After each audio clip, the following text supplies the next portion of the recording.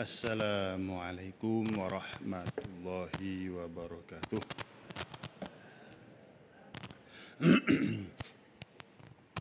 Alhamdulillah. Alhamdulillah wassalatu wassalamu ala sayyidina wa habibina wa syafi'ina Muhammad ibn Abdillah Rasulillah wa ala alihi wa ashabihi wa man tabi'ahudah. Allahumma salli ala sayyidina Muhammadin nabil ummi wa ala alihi wa sahbihi wasallim. Amma ba'du.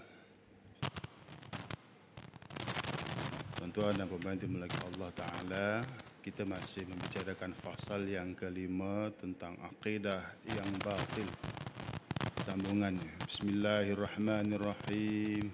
Qala mu'allif rahimahullahu ta'ala wa nafa'ana bihi wa bi'ulumihi fid daraini amin. Berdasarkan nas-nas yang tersebut, nyatalah dengan jelas kesesatan mazhab Jabariyah, yang mana mazhab Jabariyah ini menafikan langsung usaha dan ikhtiar hamba. Selain daripada itu, i'tiqad tersebut, yaitu i'tiqad mazhab Jabariyah itu tidak mahu menggunakan akal fikiran untuk memikirkan sesuatu peristiwa yang terjadi di dalam dunia ini untuk dijadikan pengajaran atau i'tibar. Padahal Allah Subhanahu wa taala jadikan segala apa yang ada di bumi ini, di alam ini, ialah untuk manusia memikirkan tentang kekuasaan, supaya nampak bahawa keadaan atau kewujudan ini yang di hadapan mata di sekeliling kita itu menjadi dalil, menjadi bukti yang jelas akan adanya kekuasaan Allah Subhanahu wa taala. Ditegaskan oleh Allah Ta'ala dalam firman-Nya dalam surah Al-Baqarah ayat 64. Inna fi khalqis samawati wal ardi wa ikhtilafil laili wan nahari wal fulki allati tajri fil bahri bima yanfa'un nas وما أنزل الله من السماء من ماء فأحيا به الأرض بعد موتها وبث فيها من كل دابة وتصريف الرياح والسحاب المسخر بين السماء والأرض لآيات لقوم يعقلون. Artinya sesungguhnya pada kejadian langit dan bumi dan pada pertukaran malam dan siang dan perkara dan kapal-kapal wal fulkil lati tajri fil bahr, dan kapal-kapal yang berlayar di laut dengan membawa barang-barang atau benda-benda yang bermanfaat kepada manusia. Demikian juga pada air hujan yang Allah turunkan dari langit, lalu Allah hidupkan dengan tumbuh-tumbuhan di bumi sesudah matinya, serta ia biakkan padanya, pada bumi itu dari berbagai-bagai jenis binatang. Demikian juga pada peredaran angin dan awan yang semuanya tunduk kepada kuasa Allah Subhanahu wa taala, terapung-apung, terawang-awang di antara langit dengan bumi. Tak ada tali dan tak ada tiang. Sesungguhnya pada semuanya itu ada tanda-tanda yang membuktikan keesaan Allah, kekuasaannya, kekuasaan Allah, kebijaksanaannya, kebijaksanaan Allah, dan keluasan rahmatnya, rahmat Allah bagi kaum yang mahu kaum yang mahu menggunakan akal fikiran. Jabariyah dia tak nak mikir. Ya, dia tak nak fikir semua Allah. Semua ni kira tu dah Allah dah. Tak adalah nak ambil iktibar, ikhtiar kapal yang kapal layar atau bahtera yang berlayar itu dengan macam mana boleh terapung, macam mana boleh berlayar, dengan apa dia berlayar, kan? Adakah bahtera atau kapal layar itu tanpa ada manusia yang memikirkan membinanya? Angin, pertukaran waktu siang dan malam, tidakkah manusia dan makhluk secara amnya itu memanfaatkan waktu itu? Malam untuk rehat, siang untuk ma'isyah, mencari penghidupan, kerja, kan? Bumi yang tandus, kering kontang, merekah-rekah, timpakan hujan sekejap aja, tak lama nanti tumbuhlah rumput. Siapa yang tumbuhkan tu? Kita orang yang beriman digalakkan, diperintahkan untuk fikir. Fikirnya apa? Kesudahannya nanti mengesakan Allah. Nanti jah fikir itu datang tauhid kepada Allah. Tapi fikir jangan fikir kosong lah. Fikir mengelamun itu fikir juga. Fikir dengan ada panduan dah. Jangan fikir sembrono, kan? Fikir sorang-sorang tanpa ada yang memandu, kan? Itu bahaya, kan? Masuk fikir di sini adalah sandarannya, iaitu apa? Belajar, sambil belajar itu, dilihat, difikir. Oh iyalah, lah. Tengok awan bergerak. Angin tiup, angin yang tiup. Angin tu siapa yang bikin? Oh, Allah bikin. Dah. Jadi itu semua lambang kebesaran Allah Ta'ala. Bagi mereka memikirkan, maka merasa kerdil hati, kerdil diri. Lalu dalam hati itu tidak ada yang besar melainkan Allah. Firman Allah Ta'ala, وَهُوَ الَّذِي مَدَّ الْأَرْضَ وَجَعَلَ فِيهَا رَوَاسِيَ وَأَنْهَارًا وَمِنْ كُلِّ الثَّمَرَاتِ جَعَلَ فِيهَا زَوْجَيْنِ اثْنَيْنِ يُغْشِي اللَّيْلَ النَّهَارَ إِنَّ فِي ذَلِكَ لَآيَاتٍ لِقَوْمٍ يَتَفَكَّرُونَ. Surah Ar-Ra'd ayat 3. Dan dialah yakni Allah yang menjadikan bumi terbentang luas. Padahal bumi itu sepakat bulat, kan? Kecil je, tapi nisbahkan pada kita ni terbentang luas. Tetap terbentang luas, dinisbahkan kepada kita yang kecil. Melihat bumi ni luas, padahal di sisi Allah Ta'ala kecil aja, lebih kecil dari semut dan kuman. Kan ada apa, teropong tu kan, teropong apa, pakai satelit kan, dia zoom. Bumi ni di jauh, tengok dia jauh lagi, ada lagi besar, tak habis-habis,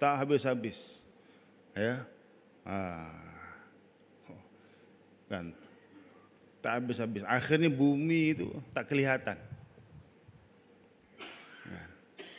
Bila dekatkan dengan planet yang paling jauh, bumi halus kecil, lagi jauh, itu pun tak habis lagi. Belum ada manusia biasa ni, pakar-pakar yang naik roket, naik kapal terbang lagi lah, boleh sampai ke lapisan yang terakhir atau sondul aras. Sampai naik roket tu dok, tak boleh naik. Apa ni? Ini aras. Belum ada lagi. Ada? Belum ada, tuan-tuan. Ingat kayu ke dok? Orang Jawa senang aja, tuan-tuan. Tapi tak ada yang sampai ke situ, kan? Itu pun masih melihat. Ya. Bayangkan kalau andai kata sampai ditakdirkanlah sampai yang teratas sampai aras, rasa-rasa bumi yang kita rasa luas macam ini, wah tak ada apa-apa. Ya, jadi itu menjadikan kalau kita berfikir, alah, buat apalah nak megah-megah sangat bumi ini, ya. Malu ditengok malaikat, malu tengok makhluk-makhluk lain, ya. Bumi cuma sebesar itu, yang duduk engkek actionnya, bukan main, kan? Padahal di sisi Allah Taala, lah, kan lebih ini daripada kepak nyamuk, lebih rendah daripada sebelah kepak nyamuk.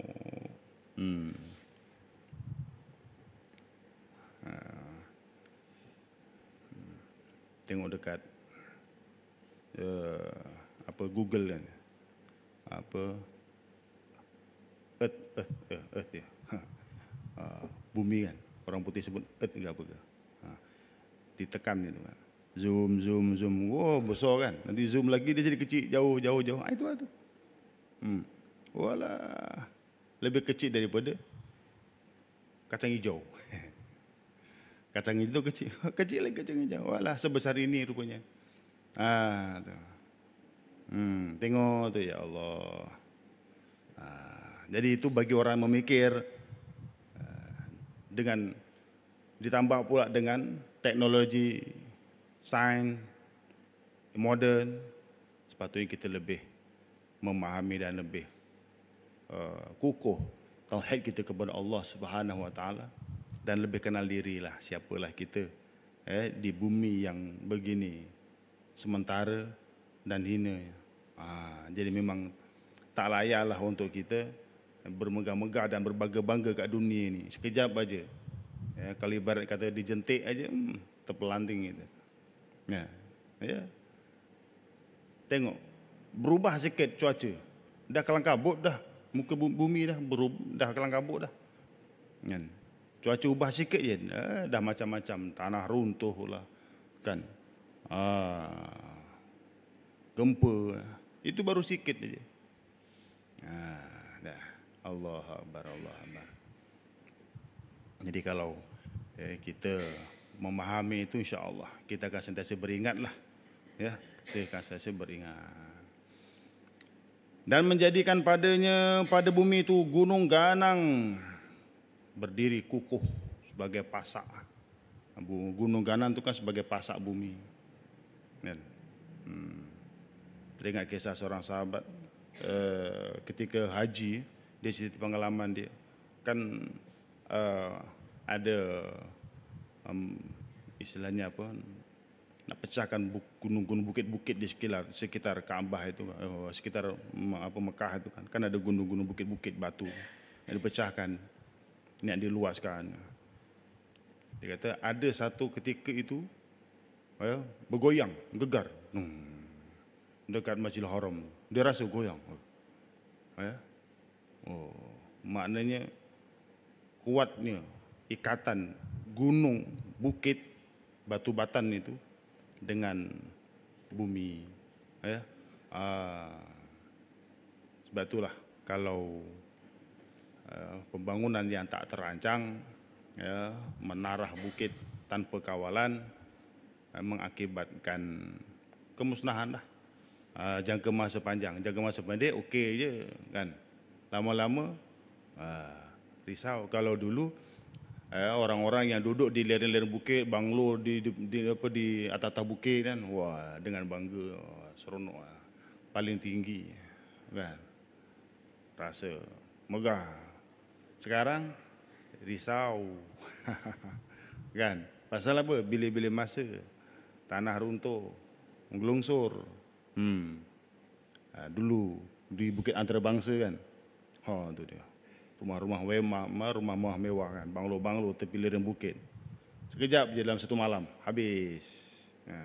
Kuasa Allah Subhanahu Wa Taala. Jadi peringatan, ya.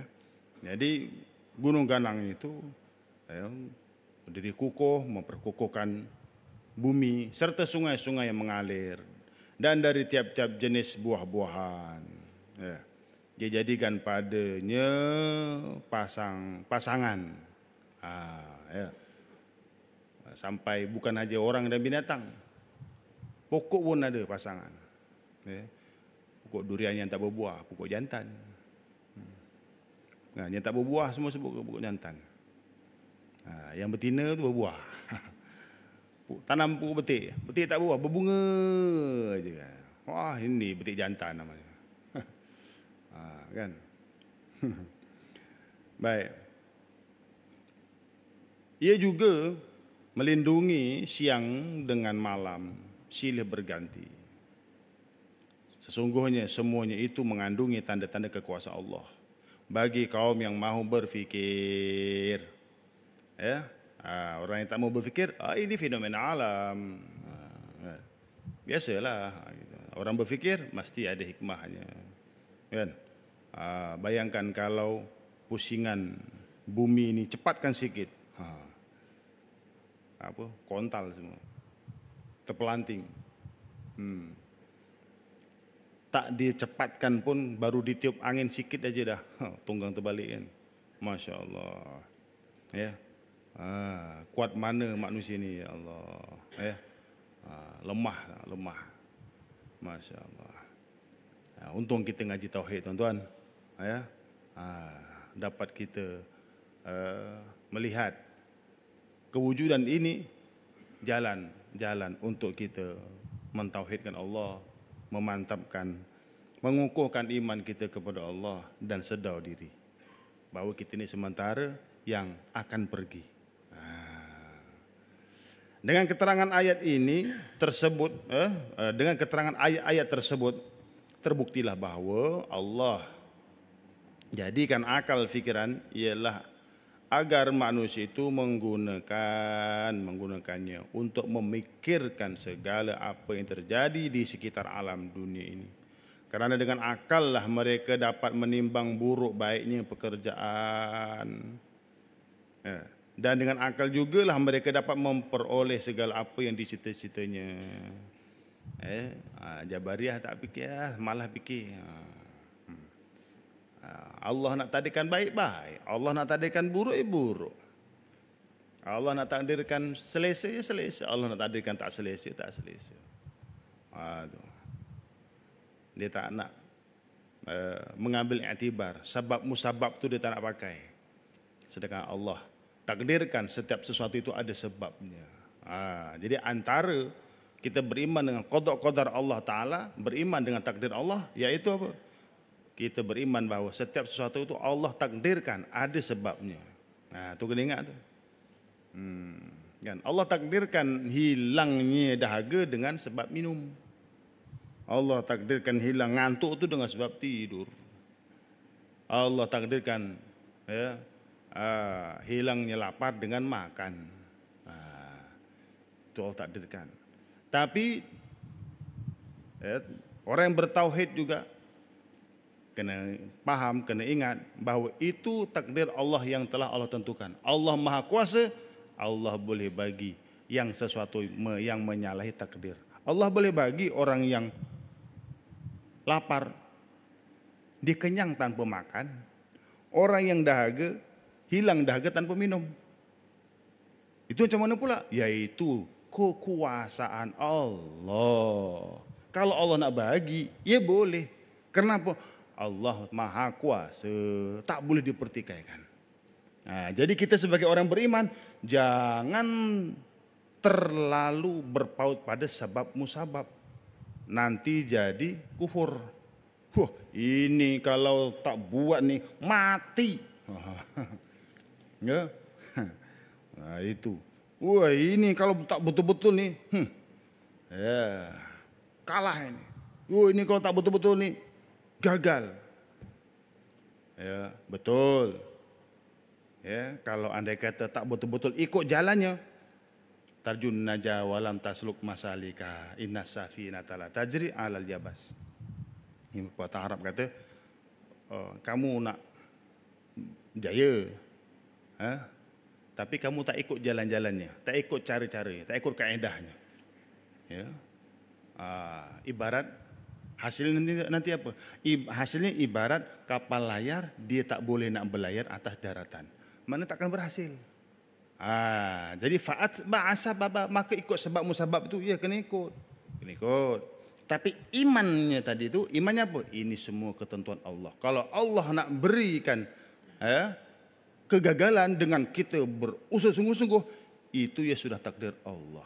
Tapi sebabnya, ikhtiarnya kita sudah sempurnakan dengan sebaik mungkin, selesai. Jadi di situ orang yang berakidah Ahlussunnah wal Jamaah, dia ada ikhtiar dan dia ada tawakal. Begitu. Itu gunanya akal, fikiran, gitu. Merencana, merancang, atur strategi, berstrategi. Tapi akidahnya serah kepada Allah. Yaitu apa? Allah Maha Kuasa. Ya, sehebat manapun ikhtiar kita, kalau Allah kehendak tak terjadi, ya tak terjadi. Kalau Allah kehendak terjadi, ya jadi. Jadi bersedia. Jadi orang yang beriman dengan qada-qadar Allah Ta'ala, dia tetap tekuni usaha dan ikhtiar itu dalam masa yang sama. Iman dia kepada takdir Allah. Allah Maha Penentu. Hasilnya bagaimana. Jadi senang, hebat jadi orang beriman kepada Allah Ta'ala. Hebat. Selesa. Kan? Orang yang ada ilmu tauhid. Ya. Baik. Selain daripada i'tiqad tersebut, i'tiqad Jabariyah, terdapat pula beberapa i'tiqad mereka yang sesat lagi, yang mana i'tiqad itu sama dengan dan serupa dengan i'tiqad mazhab Mu'tazilah. Antaranya iaitu syirik, syurga dan neraka keduanya itu rosak binasa. Jabariyah ni antara i'tiqad yang sama dengan Mu'tazilah. Mereka mengiktikadkan surga ni boleh musnah, surga ni boleh hancur.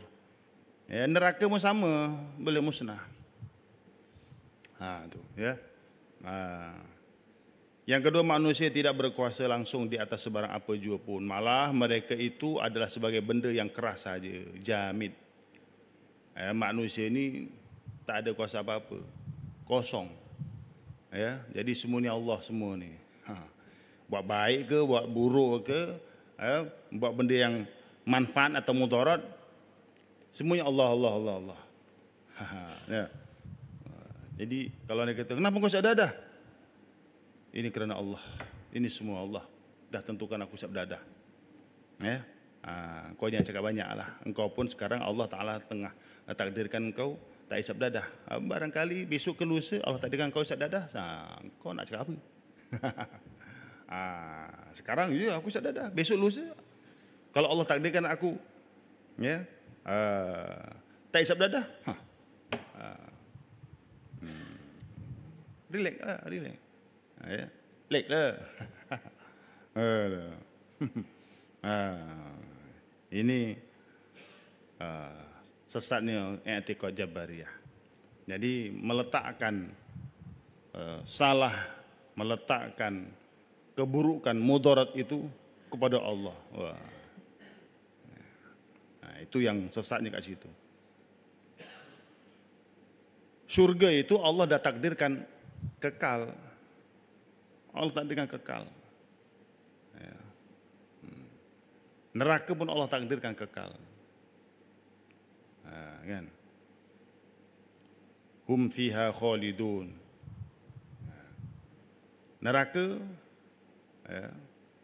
kalau orang-orang kafir, orang-orang yang musyrik, dalam neraka kekal. Orang beriman, orang saleh, dalam surga kekal. Jadi kalau kekal, tak tergambarlah pada akal binasanya surga dan neraka itu. Gitu. Jadi itu kekalnya, adakah kekal sama dengan Allah Ta'ala? Ya Allah kekal. Ya Allah kekal, betul kekal. Tapi Allah kekal itu hakikat kekal. Hakikat kekal Allah Ta'ala. Kerana Allah Ta'ala wajib ada. Wajibul wujud. Bila wajib ada, mustahil tak ada. Itu aja. Bila wajib ada, wajib hidup. Bila wajib hidup, mustahil mati.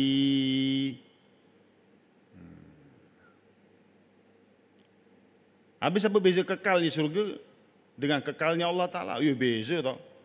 Kekalnya surga, kekal yang dikekalkan. Bukan kekal zati. Bukan kekal hakiki, bukan kekal zatnya secara zat dan bukan kekal secara hakikat. Kekalnya kerana dikekalkan. Siapa yang kekalkan? Allah yang maha kekal. Gitu. Ya.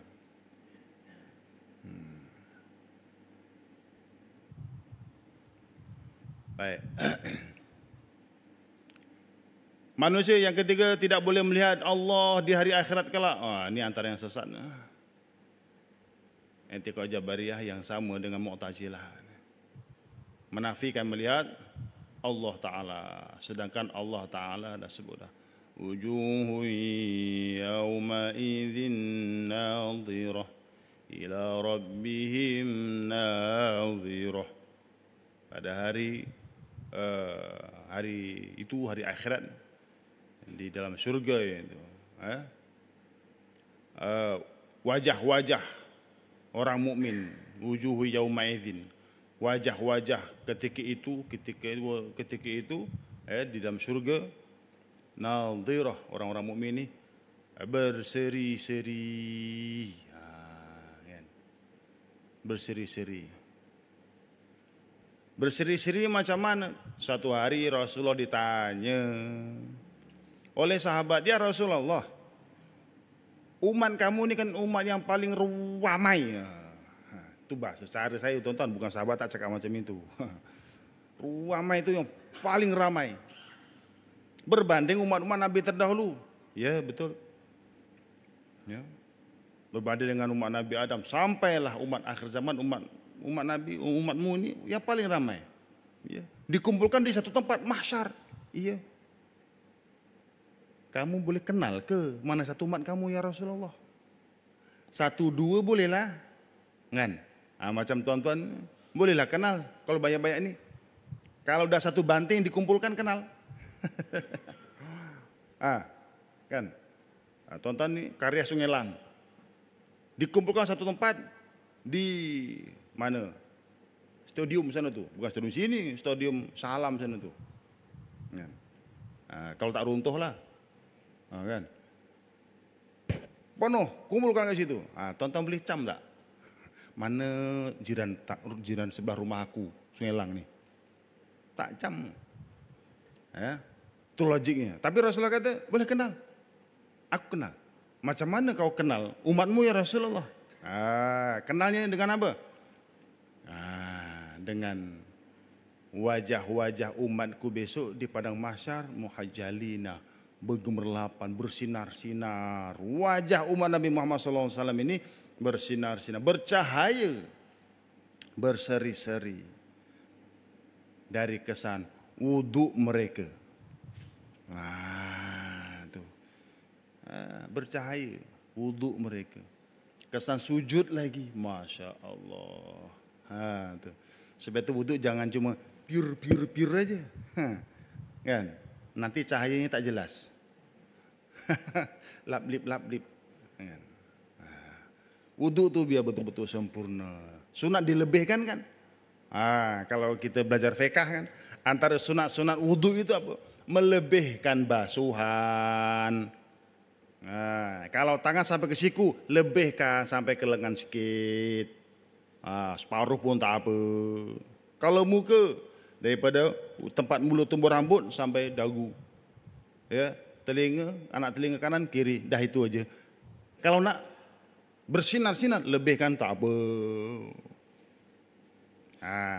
Sapu kepala sikit-sikit, ya boleh.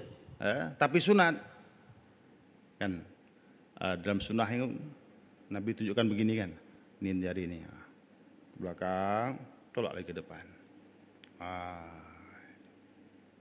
Kaki pun sama.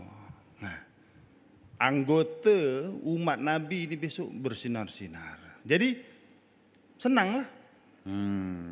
Sebelum tu Nabi tanya, kan? Nabi tanya, kalau kamu melihat, kamu ada unta kan? Unta-unta kamu, ya.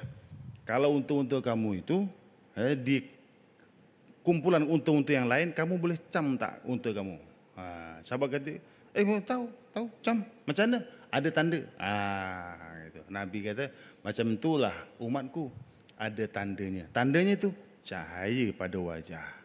Masya Allah. Besok kita tuan-tuan, ya, mudah-mudahan antara umat Nabi Muhammad sallallahu alaihi wasallam yang wajahnya bercahaya, cahaya yang memudahkan Rasulullah kenal kita, lalu diawe-awe, dilambai-lambai, gitu, kan? Itu dia. Itu nadhirah, berseri-seri, ila rabbihim nadhirah, ya, kepada Tuhan mereka. Nadhirah itu melihat. Nadhirah itu melihat. Melihat macam mana? Laisa kamitsli syai'. Jangan ditanya macam mana. Itu tak tahu. Tapi dalam Quran Allah sebut nadhirah itu melihat.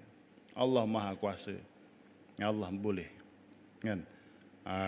Jadi ada kisah hadis riwayat Imam Muslim, di Nabi ditanya, kan, apabila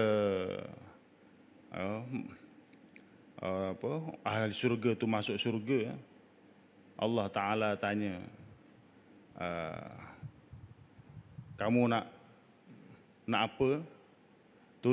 Turiduna syai'an azidukum, engkau nak apa yang aku lebihkan? Allah Ta'ala tanya, kau nak aku lebihkan apa? Kan, rumah-rumah agam, banglo-banglo, mahligai-mahligai di surga. Wow. Kan? Sungai-sungai mengalir di bawahnya, sungai-sungai. Ada sungai madu, sungai susu, sungai arak. 3 tu. Kelanang ada dah, sungai arak. Tapi itu tak tahulah. Tuan-tuan cubalah test minum air sungai sana tu. Nama dah sungai arak tu. Ada orang Kelanang sini. Kan? Sungai arak, sungai susu, sungai madu, Masya Allah. Dengan makanan-makanan yang enak-enak, buah-buahan, Masya Allah. Anggur, berwarna-warni macam-macam. Dengan pelayan-pelayan, Masya Allah. Hurun ainnya, bidadari-bidadari, Masya Allah. Kat dunia si kecewa. Bini tak semangat, kat sana, apa, 70 ke 40 katanya. Bidadarinya, semangat. Kan? Muda-muda semua. Apa lagi? Allah tanya, kau nak tambah tak? Ibarat kata gitulah.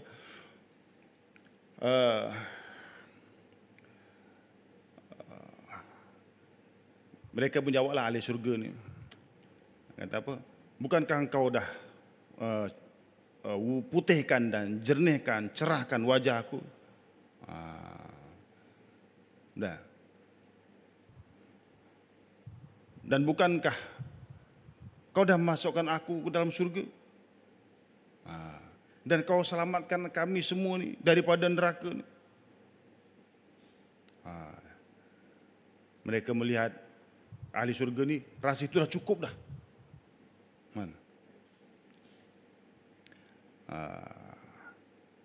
Semua tu dah rasanya cukup lah. Tak masuk neraka tu dah okey dah tu. Kan tuan-tuan dia? Tak masuk neraka tu okey. Sebab tu ada ungkapan orang soleh lah, orang soleh. Ya Allah, aku kalau tak layak masuk surga, asal jangan masuk neraka sudahlah. Duduk dekat depan pintu surga pun jadilah. Tak masuk tak apa, jangan masuk neraka. Landing dekat depan pintu surga jadilah. Yang penting asal tak masuk neraka. Gitu ya.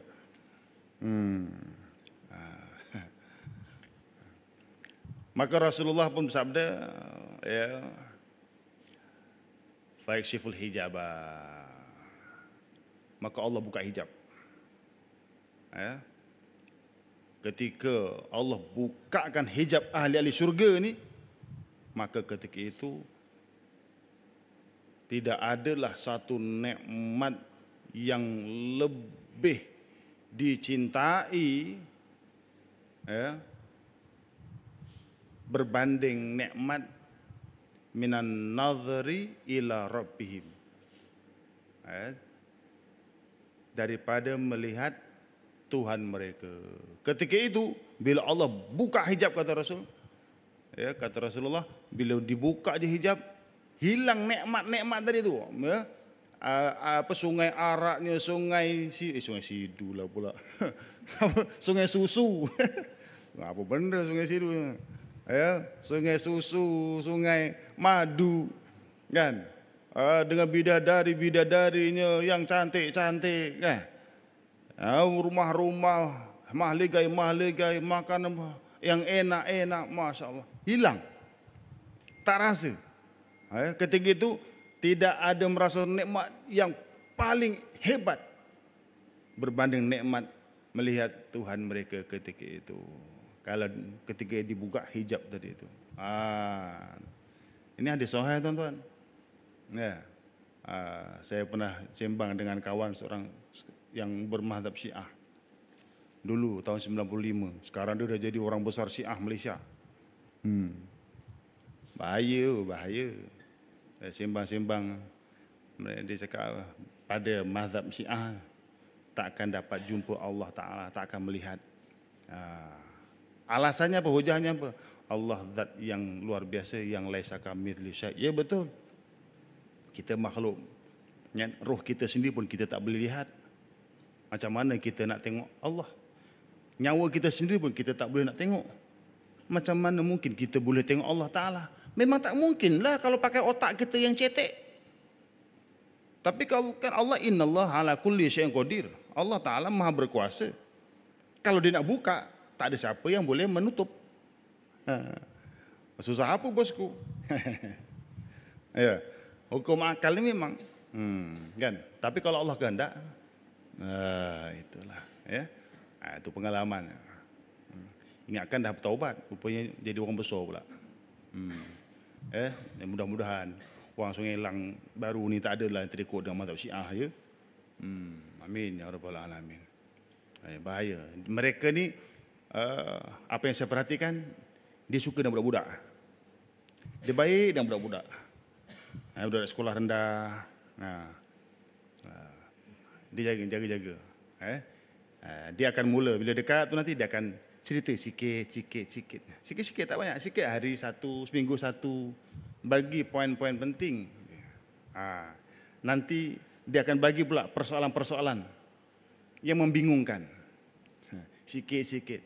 Bila bingung, jumpa balik, dia lah akan terangkan balik, terangkan jawapan mengikut versi mereka. Sehingga mereka dah tertanam pemikiran-pemikiran, pemahaman-pemahaman yang ala mereka.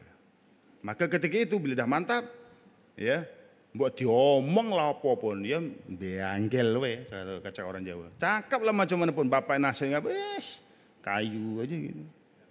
Nanti ablek gitu. Ya. Tengok saudara kita yang dibunuh di Pulau Tiram kan. Tengok. Peduli apa? Walau saudara sendiri, piacok, cerot, mati. Karena apa? Dia dah tertanam dalam hati dan mindanya, wah ini kafir. Kan? Tak ikut sistem khilafah, kafir. Tak ikut Quran Sunnah, kafir. Semua kafir. Wah. Bahaya. Jaga-jaga tu. Kalau ada ketua muslimat Syiah Indonesia pernah dulu disebut apa? Kami sudah biasa mencederakan diri sendiri, apalagi orang lain. Wah, tengok. Kami tak kisah. Kami sudah biasa mencederakan diri sendiri kan. Kalau hari Karbala itu kan, dia orang kan mencederakan diri sendiri kan. Kami tak kisah, kami biasa mencederakan diri sendiri. Apatah lagi orang lain. Maknanya apa? Dia mencabar. Tuh, umat Islam itu di Indonesia lah. Jadi di Malaysia pun tak jauh beza juga, cuma Ya, di Malaysia ni dia santun sikit. Tapi hati-hati. Ya, sebab itu kena ngaji tauhid, ngaji akidah kena kuat. Ya, dan anak-anak kita awasi, sentiasa pantau. Ya. Yang keempat, Quran adalah karangan manusia. Yang kelima, sesiapa pun yang kenal dengan Allah walaupun mereka tidak mengucap 2 kalimah syahadah, mereka tidak boleh dianggap kafir. Ini sesatnya tu. Ya. Yang keenam, Allah tidak mempunyai sifat kesempurnaan. Wah, ini lagi ngawur. Ya. Ini antara yang rosaknya, Quran ni karangan manusia. Lepas tu siapa kenal Allah tak boleh dianggap kafir, kan? Walaupun mereka tak mengucap 2 kalimah syahadah. Yang ketiga, yang terakhir ini, menafikan sifat kamalan Allah Ta'ala. Ini kafir teruslah. Kan? Baik. I'tiqad mazhab Jabariyah kita akan masuk pada akan datang insya-Allah. Wallahu a'lam bishawab wa ilahil marju' wal ma'ab. Bismillahirrahmanirrahim. Alhamdulillah wassalatu wassalamu ala asyrafil mursalin wa ala alihi ajma'in. Allahumma inna nasta'udzinuka ma 'allamtana farduhu ilaina 'inda hajatina ilaihi wa la tunsina rabbal alamin. Walhamdulillahirabbil alamin.